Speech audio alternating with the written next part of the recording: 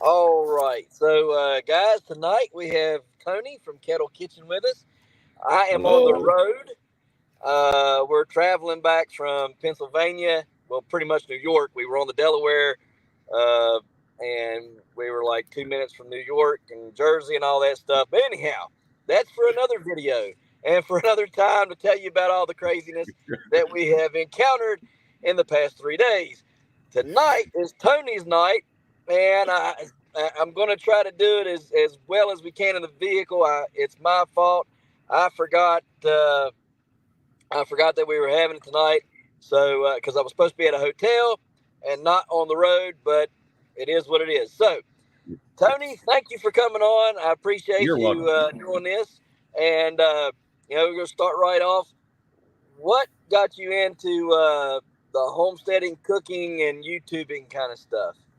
Well, mine was I guess the best way to put it without going into a lot of unnecessary detail. When the pandemic happened, we started realizing, we got to do something different. We can't keep going like this because stores are running short. You can't get supplies. And really, I started in my mind, I got into this mental game of I can do this and I can do this. Why can't I do X, Y, and Z also? Right. So we just started on paper. We just started plotting out what is it we were looking for? What do we go through a lot that we can try to make ourselves, that we don't have to rely on the stores to have or not to have. But before that, I had already started doing an online cookbook of all my wife's mom's recipes and her family's recipes. And I thought, why don't I go ahead and do a little bit of the preserving, a little bit of the homesteading, and I could still memorialize the recipes for everybody, because we always had people calling saying, how do you guys make this and how do you make that, and what did mom use and what did Aunt Suzanne use and things like that. So Right. culmination of all those things put together, it was just, that was the thing to do. Now, that doesn't mean the moment I thought of it, I jumped on board, because the last thing my mug wants to see is my mug on that screen. Okay. Right. So, I completely get that.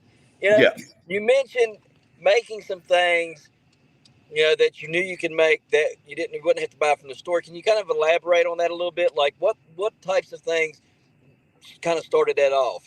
Was it just like salsa or tomato paste, or So, what are so those? the, so the very first things that we made were jams and jellies, just because they were so easy to do.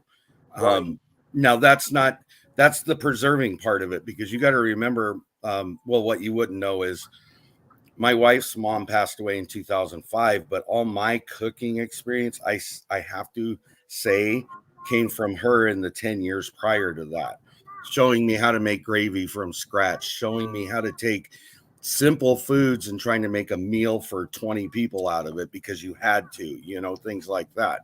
Right. Um, so that part of it was already in my head, but it was, how do we preserve it? Now, how do we move to the next step? So we figured jams and jellies was the way to go. Well, then we went into barbecue sauce. We went into tomato sauce. Then we evolved into pasta sauce.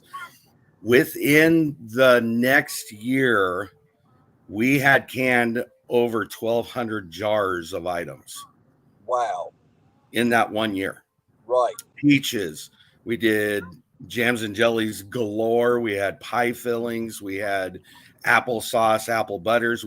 Then you get to a point though where, okay, I've got 20,000 apple butters. What am I going to do with those? Right. Okay. You can only eat that on so much toast before you get tired of it. Right. Right. But that's where we started experimenting. And that's why I think for us, having all these different varieties of jams and jellies wasn't a bad thing, because at some point I actually had gotten to a point where I'm going to try this just because I want to say I've done it and I want to know what it tastes like. So unfortunately, you end up with a lot of extra product. But what do we do with that extra product? Okay. That's why I started making sauces for tenderloins or pork chops or roast or whatever. And it's what because I host Jam It Up June, it was one of the things that I've told people, and I keep telling people, don't think of it as just jams and jellies. You can use it in desserts. You can use it as sauce bases. You can use it as there's tons of things you can do with it. So as that evolved, I've just refined more and more of what are we going to use? What do I like? What do you guys like? And then we've stuck to those flavors is kind of where we've ended up. So, right. So, like, how much do you have in total then? Like, because you've been doing this now for 3 years. okay, So, okay, so here's the honesty of what you go through, because you get to that point and it's like, I had a very well stocked pantry. There was no question about that. As you go through and you use it, you find yourself not restocking. That is a natural thing that happens. And so I've gotten to a point where I now have put myself in a position where here in the next 2 months, we're going to be restocking because we're so short on, because now I've evolved. Now I know how to do potatoes. I know how to do carrots. I've done proteins. Now I've done pork and chicken and broth. So we're evolving into that situation, and this winter we're getting a lot of that rebuilt up. So granted, it took me a while to get through all those jars, but now we're finding ourselves that 3 years you can't wait. And it was after a discussion with a close friend of mine that I actually realized it needs to be an every year basis. You're just not making all the same things every year, if that makes any sense. right. So Yeah. it's a learning process. So, like, make apple butters 1 year, but make it to last for 2, and then 2, yes. right. Okay. Well, yeah, because you got to remember, like with apple butter, you're making 22 pounds of apples. Right. There is no way I'm going through that much apple butter in 2 years. I mean, I found myself giving it away because I was trying to get rid of it. Okay. Right. So yeah, if you get in yourself and you figure out how much you use and you want to make an abundance so you have a supply, just know that the next year you probably won't make the same amount unless you use it in that year. Right. Well, like, what else could you do with, let's say, apple butter or jams or jelly that you have excess of besides give it away? Have you found different recipes? I mean, could you make applesauce cake out of apple butter? Yes. Yeah. Yeah, I mean, like those type We've of actually, in all honesty, we've actually taken apple butter and mixed it in with applesauce, and it is the best tasting stuff you will ever eat. Okay. You can take apple butter and you can do just like you said, you can make danishes with it. You can make cakes with it. I use it as pie fillings because we make a cream cheese base. We throw it in there and now we got apple butter cream cheese pie. You know, there's Yule logs I make, which are just cakes basically, but inside them, that is the filling. Okay. right. Now, what I found very interesting is when you get people that say, okay, I like sweet things or I like savory things, you'll be very surprised if you take some of those sweet things, like I said, a pork tenderloin, and throw some apple butter on there. That's a whole different flavor if you've never had it before. Right. And I can imagine that, because I like apple smoked meat, right? So I can imagine what that would taste. It probably tastes very, very good. It does taste good. So nobody thinks I'm being rude. I'm going to eat while I'm talking to Tony. All right, guys. So I'm okay with it. So go ahead. I've not ate yet. Okay, none today. It's been a crazy day, but you know, you're talking about canning meats, and a lot of people are going to be like put off by that, right? Right, because it's like, oh, whoa, you don't can meat. You either freeze it and eat it, or you buy it fresh and use it, right? Like, yeah, people are always leery of that. And then I want to touch on this real quick. So Jason Covey, he was like, I know it is upfront cost, but have you looked into freeze drying stuff? So let's answer that question, and then we'll go to the meat, canning meat stuff. So I've looked at that. It's just not cost effective. I can't afford to go buy one of those, number one. Number two, another different friend of mine, we're talking last night. Can you imagine the electricity expense to run a device for 48 hours for some products? Yeah. That's an added expense I really don't want to take on right now with no need to, really. Right. Now, if it was because I didn't have any other means, that would be a whole different story we'd be talking about. So, yes, I do Well, think it's a valid, viable approach. I just can't afford to do it. So, I watched somewhere that the electricity, because somebody else has said something, and somebody did a video on the kilowatts on that. I know it's on YouTube. I'm gonna have to find it and look at it, because I don't want to misquote what was right, given. But it seemed like a minute amount for the time that it was there, right? Like they right. broke it down, but I can't remember. So I want to go back and look at that. But you're right. You're right. The cost up front is really, really expensive. It is. Yeah. I mean, but I me can and go get you, a new set of tires on my rig for the price I put out on that and still have money left over. That's what I right, look right, at. right, You right. know? Well, I mean, hey, look. At the end of the day, if Freeze Right is listening, we'll take the sponsorship. I'll take it and I'll exploit it and I'll put it out there and I'll tell you everything that's wrong with it from my point of view gladly. Exactly. You know what I mean? But we ain't gonna go out and buy No. it. But And obviously it's an investment. And if you're going to put an investment in it, it's like anything else. You do not buy a tractor because of fuel cost. You buy a tractor because you need it. I get that. Okay. right, So right, if I have the money for the upfront investment, the cost of electricity should be only a side concern, not a main concern. But I don't have the money to do it. So I just stay away from it. I love it that people can do it. I get people that send it to me all the time. Best thing in the world, some freeze dried yep, bit of honey. I'm telling you, by the way. right. I love them. Yes. That and freeze dried Werthers. Werther's, I haven't had that one yet. But I also get the gist of it. If you can put stuff in a freeze dryer and it's food safe and pantry safe and shelf safe, why not do it? I would love to Right. have it for powders and sauce powders and things like Yep. that to make my life easier and hold it on the shelf a lot longer than in the freezer or the refrigerator. So, Absolutely, absolutely. okay. All right. Now So, that leads me go ahead. into the protein part of it. Okay. Right. You can only put stuff in the freezer so long before it starts going bad. Okay. Yep. Why not take some of it, put it in a can, and then it's on my shelf for 3 years? Yep. Fine. Not an issue. Okay. Now, is it going to be like a whole breast of chicken? No, it's not. I get that. I understand that.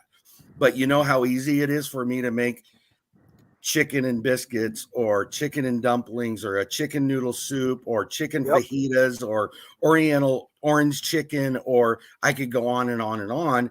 Out of those items I can do, and I'm not going to the store to buy $5 a pound chicken. So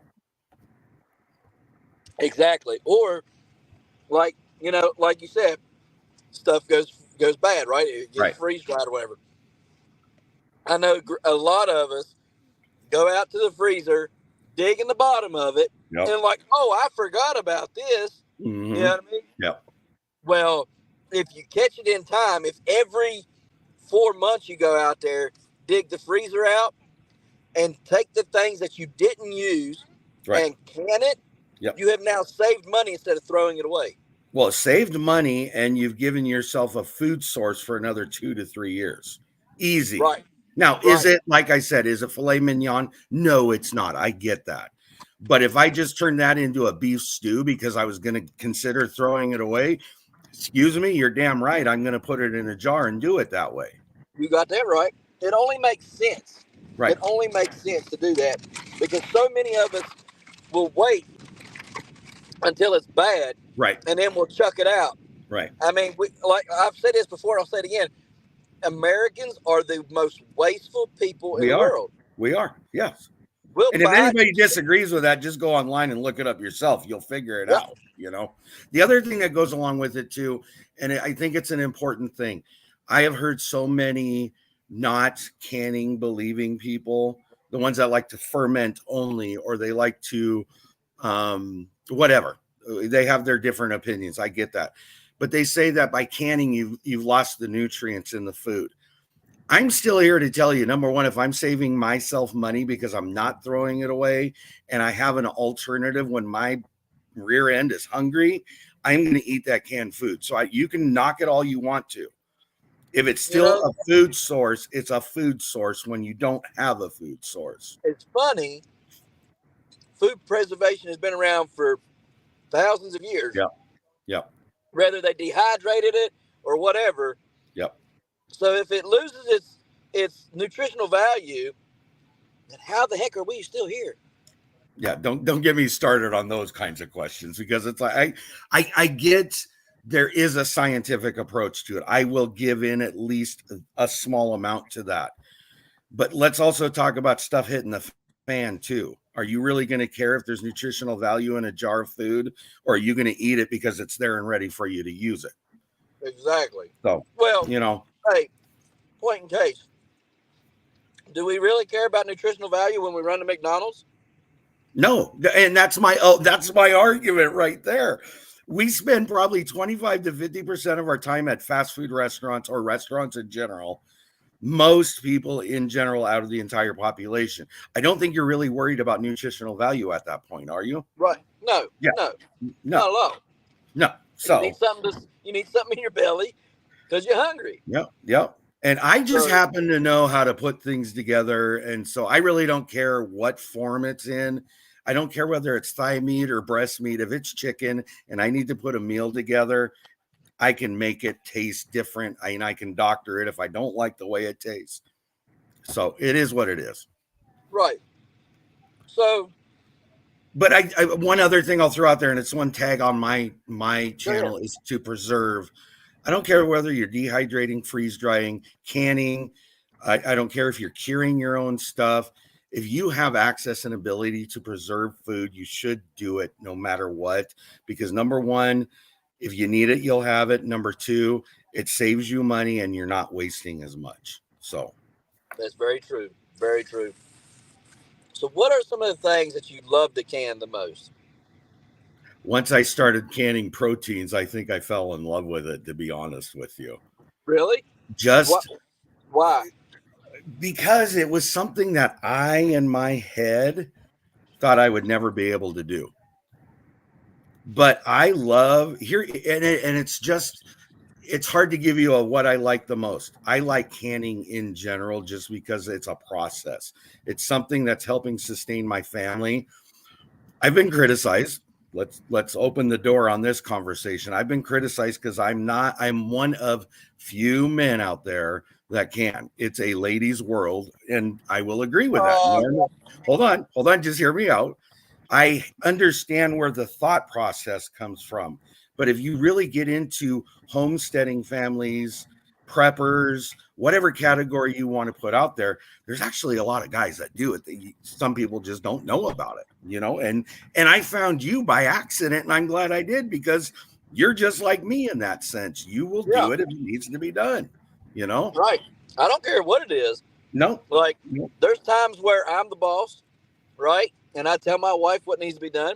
And there's times when she's the boss and she tells me what needs to be done, right? That makes you neither of you the boss. That's the best situation right there. Right. So when she's in the kitchen and she's like, hey, you need to do X, Y, and Z to help me can, I'm on it. You know Yep. what I mean? Yep. When I'm out in the garden and I say, hey, we need to do X, Y, and Z to get this in, she does it. I think one of the best things I love watching with you guys on your channel is when the two of you work together to make a project work. I think it's awesome to see families taking on the job together. Well, if I could talk her into being, she does a lot more than what y'all see. If I could get her on the camera, y'all, like, she will not let me shoot her at all. Yeah, I've just heard her in the background. I don't think I've ever actually seen her. She will not let me put her on camera. Every once in a while, you might get a little glimpse of her, and then I have to, I have to edit it because she's getting me off of there. Yes, yeah. You can keep that and that, but you better take me down. Yeah. So it's just, but she does a lot, and it is fun because we have that relationship to where we can say to one another, hey, we need to do this, we need to do that. Mm-hmm. and we help each other. You know what I mean? And we get it done. Right. And that, I think that part is missing a lot of times in homesteading or in canning or prepping, Right. whatever. You typically have one who Mm-hmm. is dedicated and hardcore about it, and the other one is like, what do I need this for? I can Right. go to X, Y, and Z and get all these things. I don't have Right. to do it. Right. And that's where failure comes in, right? It does.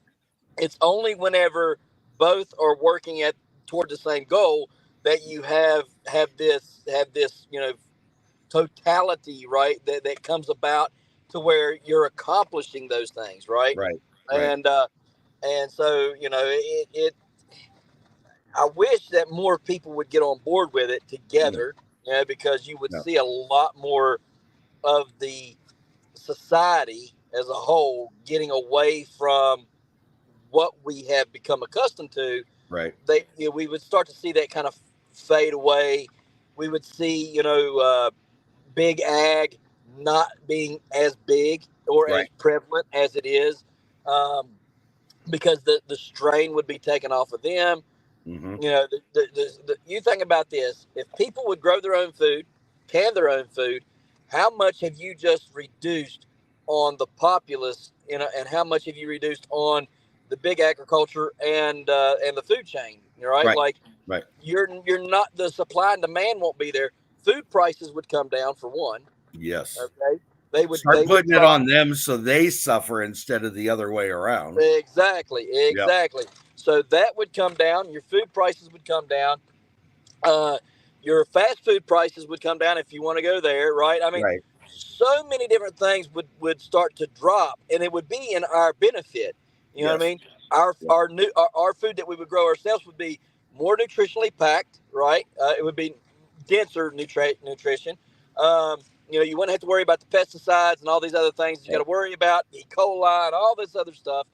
And then, you know, on the food that's already prepped and canned and sold in the store, you would have to worry about all those things. You know, Mm-hmm. getting something weird in it. Right. You know, like a chicken foot or something crazy, Yeah. right? Like there's always some kind of crazy story you Right. end up hearing. Um, but you wouldn't have to worry about that. You would know where your food came from, how it was raised, everything about it. And so, you know, there is that need, but it's almost like you can't get enough people on board. You know, No. like, Well, and I think there's two things. I think there's a stigma to it. Okay. The second thing is I think you also get a different set of people that are scared of it, I guess is the best way right, to put it, because they right, don't scared for two reasons, especially like when you look at pressure canning, you have you have science you're dealing with, okay? right. And if you mess with science, it bites you back usually. It The does. It flip does. side of it, even though it's science, people don't want to get their family sick. So I get that part of it as Right, well, you know. right, But if you follow things to a T and you do them repetitively the same way every single time, right, now I'm here to say I've had my own mistakes. I am not perfect. I don't mean it that way. But if right, you follow a process, you've limited the experiences that are bad or could be unsafe. So, right. Well, I mean, it's just like this. You know, my wife, she's scared to death of the pressure canner, mhm, but she goes by that book right, religiously, right, right? This is what it says. This is what it has to be, right, right? So if you follow that like that, right, then you're going to be okay. right. Here's the thing: how much risk have you mitigated buying it from a store? You don't really know, You have no idea. because people get sick all the time from food they bought from the store or I food that they bought from the fast food chain. I just got two alerts on food poisoning from a commercial factory, from two different commercial factories. It It, happens to them as well. right, Okay. exactly, So, exactly. not only that, here's the other thing, and it kind of ties into what you're saying. A lot of people say, well, what's the cost effectiveness of canning your own product? Okay. I will give to that to a degree. If I find that something, once I count in my jars, my lids, and the product I'm canning, whether I have it fresh or I buy it, whichever that is, because there are some things we can that we just get an overabundance of. I got 80 pounds of tomatoes last year that I can't. I'm not going Oh, to wow. turn those away, you know. Right. Anyways, when you take all those things and you put them together and you try to figure out what your cost is, and let's say normally I could go to the store and get it for $2, but doing it at home, it's now costing me $3. I'm still going with the $3 because I know what went in that jar. I'm the one that put it in that jar. So I don't have to worry about getting recalled for 2 or 3 things because a factory had a problem I had no control over whatsoever. Right. Exactly. And I don't think people understand that though. No. I don't think they look at that, right? They also don't look at where these people got the food from. Yes. Now that's a biggie, and that's very important too. Because if you look at the food you grow at your house versus the food that is sold at Kroger's, Food Line, wherever, if you took a carrot out of your garden and a carrot from Food Line, I guarantee you, if you ran analysis on it, the carrot you grew in your yard is going to be more nutritionally dense than the carrot you bought at Food Line. Yep. 100% agree. That is going to be better for your body, right? The beta carotene and all that stuff that you're going to be taking in is going to be a lot better for you. Okay. And then here's the thing. So, okay, people want to say, oh, well, if you can it, it's not as nutritionally dense. All right. Well, if you start out with a high nutritionally dense food and you deduct from that, you're good. But if you start with a low nutritionally dense food, like they do from the stores, and then they can it, well, then where are you at? So all the way around, this works all the way around. And well, and the other, the beauty of it is that with canning or dehydrating or freeze drying or whichever way you're going to go about preserving, the benefit is that whether you are buying the stuff from the store or you're home growing it yourself, you still have the same ability. Okay. But we come back to the original thing we just talked about. If I'm eating at McDonald's 4 times a week, I really don't give 2 craps about whether my carrots are nutritionally stable for me or not, because I've already taken that issue is out the window if I'm out eating 4 times a week at a fast food place. Exactly. It's just the reality. So don't, if you want to be the one that's preaching, you better be the one that never eats fast food. You better be the one that always fits in the mold, because if you don't, then your argument falls way short. And I don't have time for that argument. I don't really. Exactly. Well, I mean, none of us do, right? No, we don't.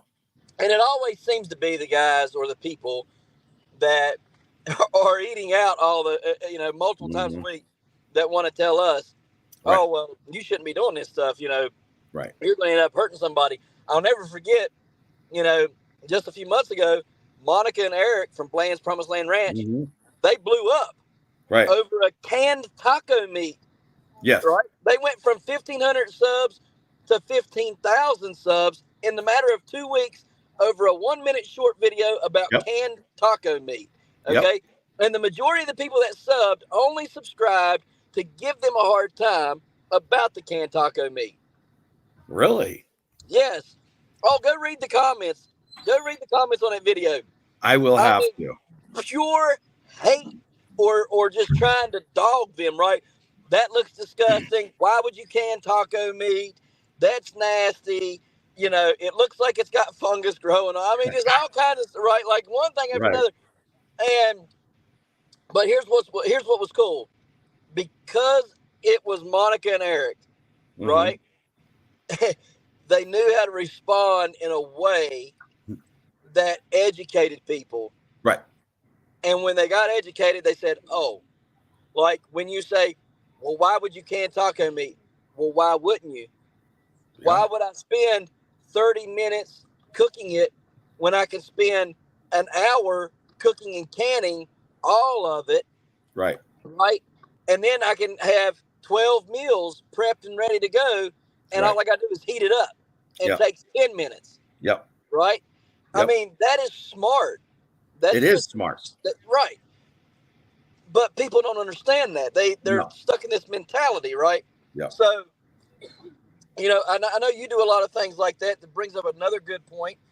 You do a lot of meal preparations, right? Like prepping, doing just like they did. Well, okay, for the next 12 months, I want to have tacos at least once a month. So I make, 12 Right. cans of taco meat and I'm ready to go.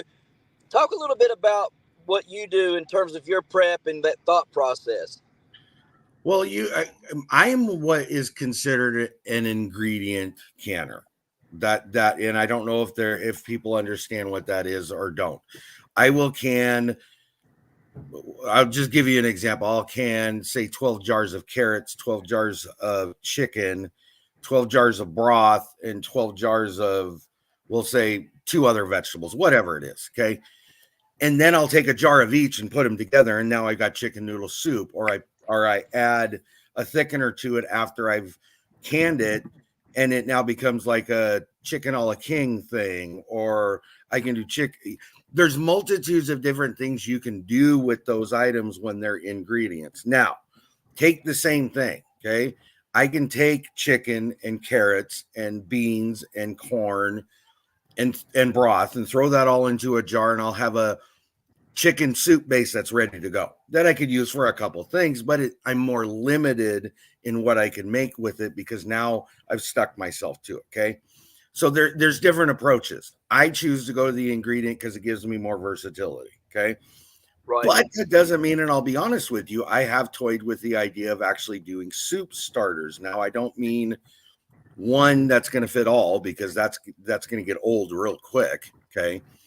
But if I'm using chicken broth and I'm using, say, corn and carrots and potatoes in most of the things I've made, why can't I make a jar of soup starter? I mean, it makes sense. Makes sense, right? Now, is there a Right. recipe for that? I don't know. But as long as I'm safe about the recipe, in the end of it, it shouldn't matter. As long Right. as I'm processing it for the longest process time, I'm following the guidelines of half solids, half liquids. I've covered myself. Okay. Right. But my point I'm getting to is that it's really dependent on what each individual person or family wants to do. I choose to be in an ingredient canner. Okay. Now, moving forward, we do soups, we do chilies, we do a lot of things. Okay. Right. But we're also usually feeding anywhere from 8 to 20 people when we cook meals. Okay. For various reasons. Okay. That's not just Right. one. There is not just one at our house. Our house is too busy to be just one mold. Okay. But at the same time, I think it's also important for each person to understand what their consumption is. Okay. Right. Because your consumption, and you probably will have to, which is something I've had to do to a degree. I haven't been overly dedicated to it, but I should. I know in a 12-month period, I went through 24 jars of pasta sauce. I know I went through 10 jars of carrots. I know I went through 10 jars of potatoes.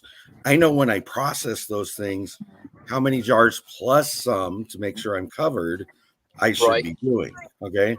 So that goes into the meal planning. That goes into meal plans in themselves are a great idea to have because then you know what you're consuming and what you're extracting off of your shelf. Okay. Right. I love going to my shelf and being able to shop. That's awesome. Okay. It Right. is. Absolutely.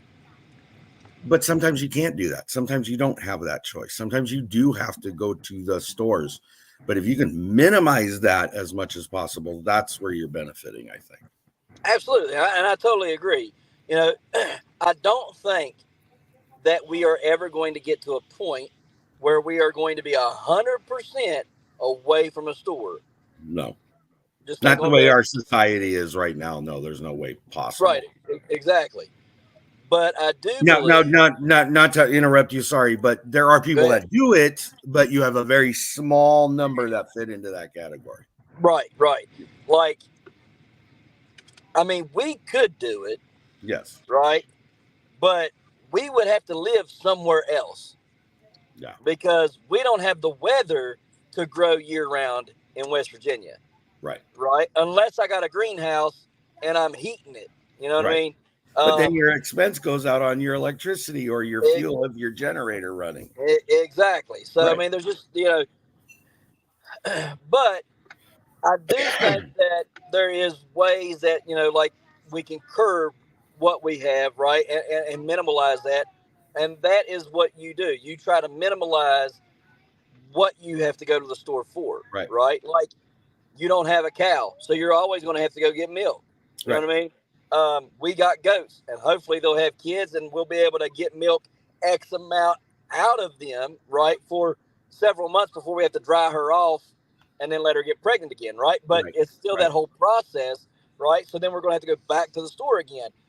And so, you know, it's kind of, you know, a lot of people try to kid themselves, you know, oh, well, we're just going to go completely off grid and we're going to live like this.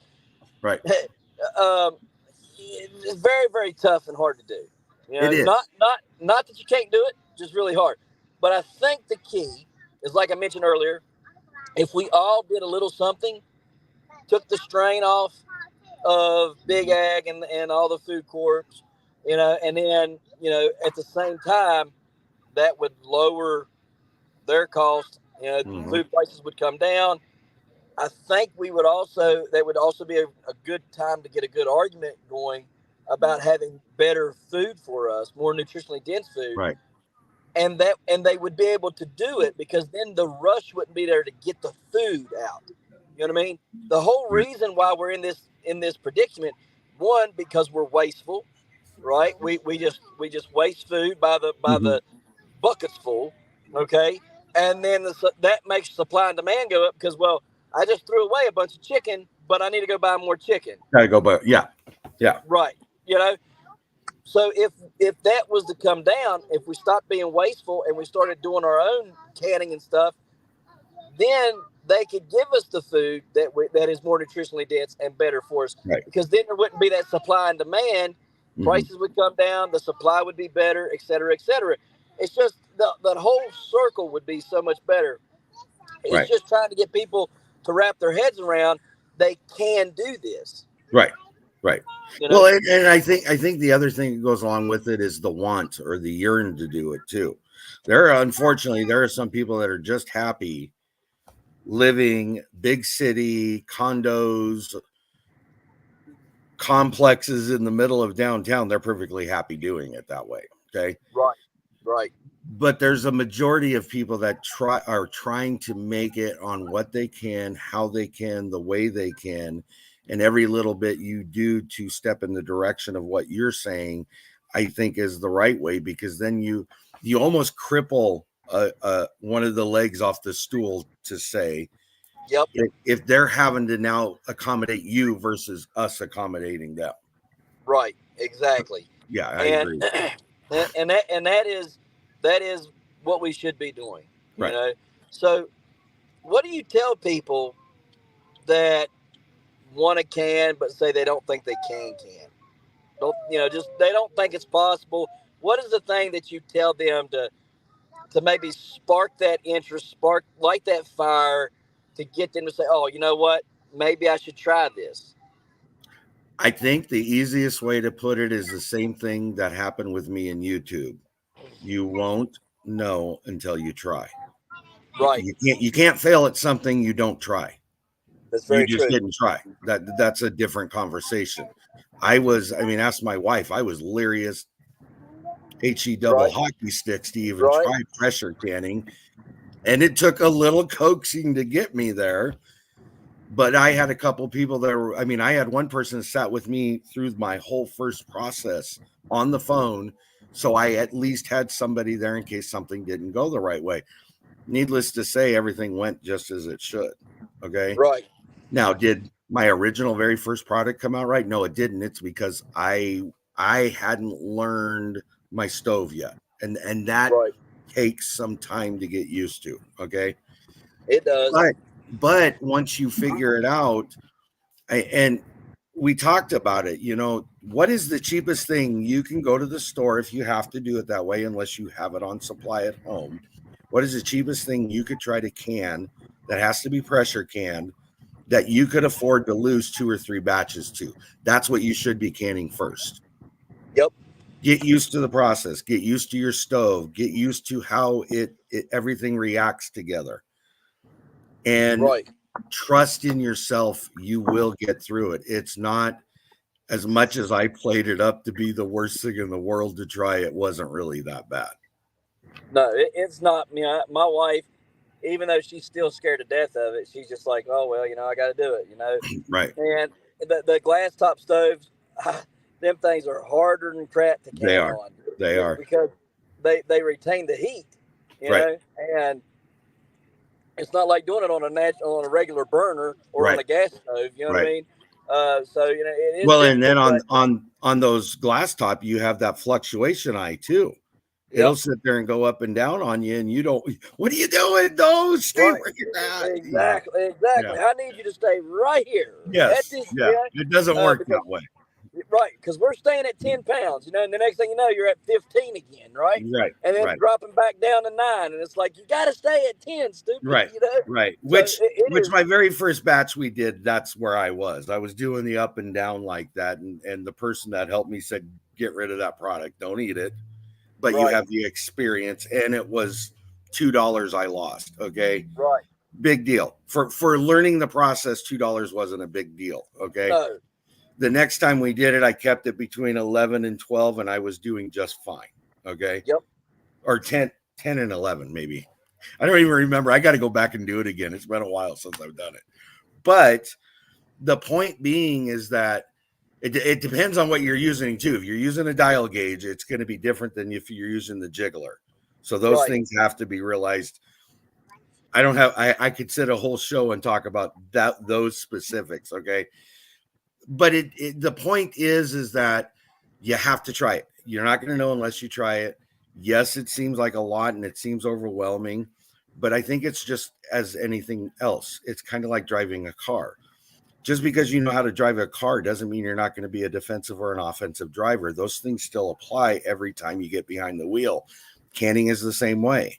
You still have things you have to follow and you have to do, and it becomes easier to do, but you still have to be defensive and offensive on it. So nothing changes. It's the same thing. It's just right, getting your mindset wrapped around, I can do this, or at least I want to try. right. Exactly.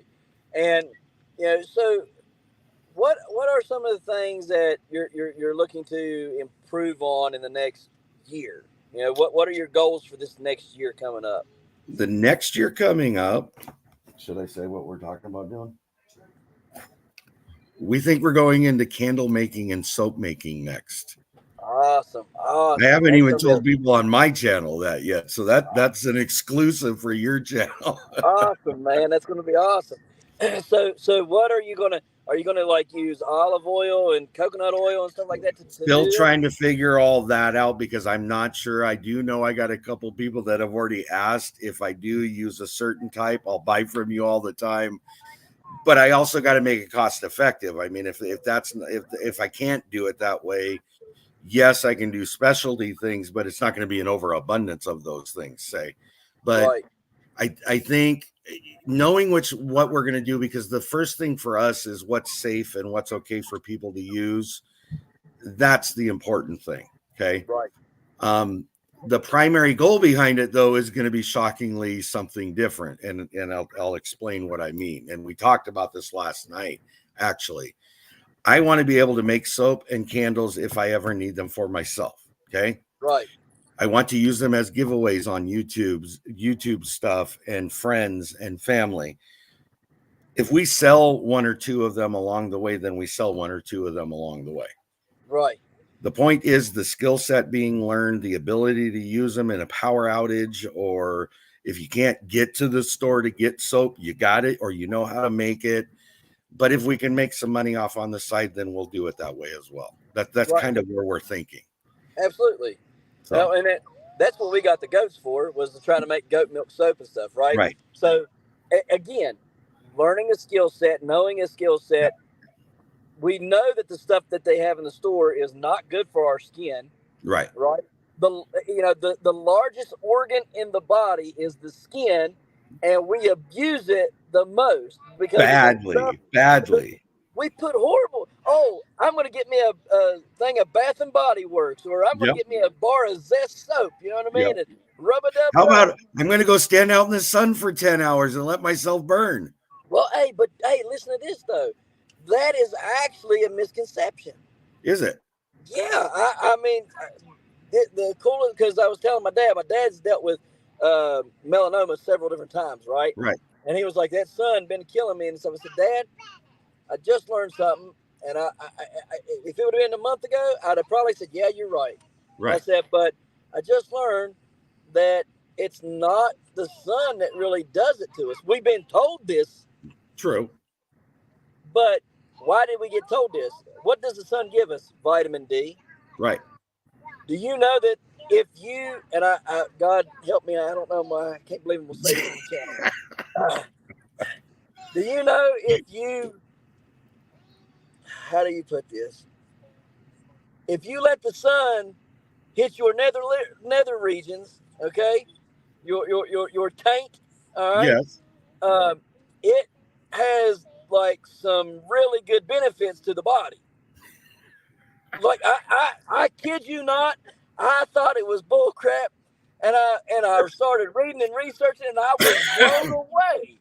And I thought, man, they've Okay. lied to us all this time. Did you know sunscreen is one of the worst things to put on your body? It is. Do you also know that Americans are the most vitamin D deficient on the entire planet? And magnesium. And magnesium, yes. Yeah, Yes. it's crazy. Because Crazy. we put all these blockers on to stop the benefits that we should naturally be getting. Right, Yeah. exactly. Now, I'm not saying go out there and get toasted. Just, first Right. day in the sun, take your shirt off, you're pasty pale, and, Yeah. get burnt to a crisp. I'm Right. not saying that. But, if you go out there 5 to 10 minutes, start out, you know what I mean? Every day for, a week or two like that, and then just build your tolerance up. I don't put nothing on me. And I Yeah. mean, you guys can tell. I mean, I stay pretty daggone dark. Yeah. And I don't wear nothing. And Yeah. and you can ask my wife, I get burnt once and it's gone by morning. Yeah, that's the way I am because I have Native Americans, and so Well, I do everybody too. hates me because I get dark and I burn the one time, and it's like, not Yep. a big deal to me. Right. Because I might be a little burnt and chilly at night, and I wake up the next morning, and she'll be like, "Let's see your sunburn." And it'll be dark. She'll be like, "I Yeah. hate you. I Yeah. hate you. I wish I Yeah. could tan like that." But I mean, it is just trying Excuse to. me. It is It's really all about researching. It is. We have It been is. lied to so much in this country about everything under the sun, and we ain't gonna get into all that. But if you research some of the things that you've been told, and you look into it, and you find out that it might not be the truth, I would encourage you to do a little bit more digging, because I Yes. guarantee you will find the truth. Yeah. You know what I mean? And not some kind of hogwash, because there's a lot of stuff out there that is pure garbage presented as truth. Yeah. Is a lie, and it's on both sides of everything. Okay, Everything. It don't matter but where you're coming from. exactly, but there is the truth in there somewhere, and if you're willing to look, you'll find it. And I Right. was, like I said, I was blown away to think that I could put my nether regions out there for the sun to get to for about 5 minutes a day and start to feel better. You know what I mean? Now, because I'm sitting there thinking, I don't know that a burnt scrotal is going to feel so hot. You know what I I'm mean? so glad you chose to have this conversation on your channel and not mine. So, I mean, it's just, like, what don't we know, right? Like if we There's a were lied, ton we don't know. yeah, right. I mean, so there, like, I get into, there's a lot of rabbit holes I go down, and then you end up finding, oh well, that's not the truth, right? Right. But a lot of times, I would say 90% of the time, I end up finding out that there is truth to what I've read. You know what I Right. mean, or what somebody's told me, and so we got to learn not to discredit those things that sound silly or sound like a lie, right? Right. Because when I first heard about that, I thought that has got to be ain't nobody stupid But enough to do that. it's the normal process. You hear some whack job theory, and it's Right, like, no way, whatever. right. Well, sometimes there is some truth in those whack job theories. Eh, Sometimes. Yeah. Yeah, exactly. And so, I encourage everybody to get out there and start doing some research on things, because you're going to find, and it's the same thing in canning. You're going to Right. hear a lot of hogwash. You're going to hear a lot of things that are bad and all this other. Do your research. You know, Well, and it's where I've stood for a very long time. This has been my thought process. Okay, I follow the guidelines. Okay, not everybody does. I get that. I actually, when I first started my channel, I'm not going to support any channel that doesn't follow tested, safe guidelines. Okay, right, I got called out on it though, and I'll tell you why. And it's a valid point as to why I got called out on it. Okay. How can you defend testing when the USDA no longer tests? Valid point. very Okay. valid. So as I started looking through things and I started understanding what that meant, a recipe can be safe. It doesn't mean it has to be tested. Right, Okay. That's why I now follow is I will promote safe canning. I got a lot of other reasons behind that, which at some day I may discuss that. I'm not ready to right now, but right, I think that's the important part. We all know what the guidelines are. We all know what your processing times are. We know what temperatures you gotta be at, what altitude you should be at, how to work your equipment. That's all standard stuff. None of that is whack-a-mole kind of crap. Okay, that's just a right, standard process. The only other thing that I stand by that some people don't, and I will continue, is I don't put dairy in anything I can. I don't put any flour or cornstarch in anything I can, and I don't put rice or pasta in anything I can. I get the reasoning behind it. That doesn't mean Why not? everybody does it, Why not the rice or pasta? because it expands, and you don't Okay, know where that stopping point is. That's okay, the problem. okay. If rice or pasta, if I took rice and I What took if you pasta, already cooked the rice or pasta, or like halfway cooked it? going from my own experience, and this is me doing a lot of soups and stuff. Okay, I'll give you two different examples. I've taken, let's use rice first, so I'm not convoluting the two of them. Rice first. I have taken rice and I put a cup of rice in a 16-quart stock pot, and that rice has dried up all the juice out of that stock pot. 1 cup of Okay, rice. Okay. okay, I've also taken pasta separate from the rice situation. I've cooked it. I've put it away. We had leftovers, so I put it away. The next day I go, and that now has consumed all the juice out of that jar. Okay. okay, I think there's an approach that it still can expand even when it is cooked, if okay. there's juice for it to absorb too. That's me though. That's not a tested process or thought process. That's just me. I just play it safe. I can throw the stuff in the pot and add the rice then and wait my 10-15 minutes. Right, That's the right. way I I mean, look at it. yeah, that's true. I was just kind of curious because I mean, like, because I like making chicken noodle soup. Right. Sometimes it don't get ate, so we freeze it. Right. But I would rather can it. Well, if it's already cooked and got the noodles in it, like, could you can that already or no? Based on USDA guidelines, no, you cannot, Okay, because it's already been cooked. right. Okay. Now, taking the nutritional part of it out of that whole thought process, because that's not what I'm talking about. Okay? Right. What you do have a tendency, because it has been done. I'm not to say nobody does it. That is not what I'm saying. Hey, guys. I don't even remember what I was saying now. Sorry. Not that it's not been done. You said it's not that it's not been done. It's about the chicken noodle soup. Oh, I know it wasn't chicken noodle soup per se, just noodles in general. I have seen people that have cooked. Start over. I have seen people that have canned pasta or the like type of stuff, and it becomes a mush ball to where when you go to put it out, it's disintegrated into, you don't even know what it is. Okay? Right.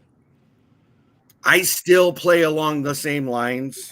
This is me again, and I am not here to criticize. I'm going to use you as an example. Right. If you put pasta in your canned stuff, that's you. You do you, boo. It's your house. You do what you need to. I might not come over for dinner, but that's not. You get what I'm saying. Right. Yep. It really comes down to what are you willing to do at your house with your family. If you feel safe and it's what you guys have done for 100 years, I'm not here to argue that point. Okay. Right. I just personally don't do it that way. Okay. All right. That I makes sense? was just curious if it could be done, because I figured that it would probably turn to mush. Right. You know what I mean? But I hate wasting it. But No, I get it. freezing sounds like the better option then in that case. If it's me, now I've done that. I do that because every Thanksgiving and Christmas when we have turkey, we boil off the turkey, we make a broth out of it, and then we will make actual soup that night out of it, and then we put it in the freezer and it goes in the freezer. That's what we do with it. So well, that's awesome, man.